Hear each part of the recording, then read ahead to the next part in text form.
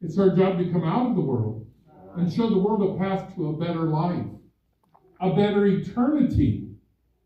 I was watching a planetarium presentation. I was hoping to see the planets. I wanted to go through our solar system, so I'm in that reclining seat with a big dome over my head, and then they start telling you about the Big Bang, and I was turned off, and it was, fuzzy, and their logic was unreasonable.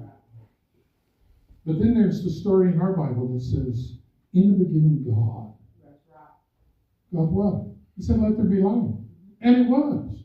It's interesting that he could light his workspace without a light bulb, because he's the source. And our job is only to believe. God doesn't ask us to do the heavy lifting. He asks us to do the simple believing. God wants you to believe.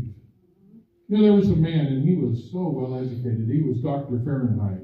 He was Dr. Fahrenheit because he had so many degrees. He'd sat at the right feet. He sat at the feet of Gamaliel, and he had studied under the right people. The kind of people that if you know them, doors open. There are people that if you'll study, if you'll get yourself acquainted with them, if you'll spend time with them, they can open a door for you once they feel you're qualified to fill those shoes. And he'd been there. He was too young to be on the Sanhedrin, but he was.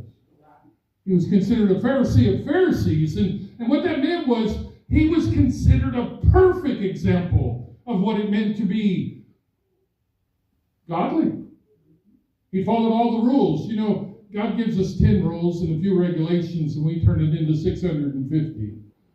And we decide how you should wash the outside of the cup as well as the inside of the cup. And we're not concerned with the content of a man's character, but how well he appears on the outside.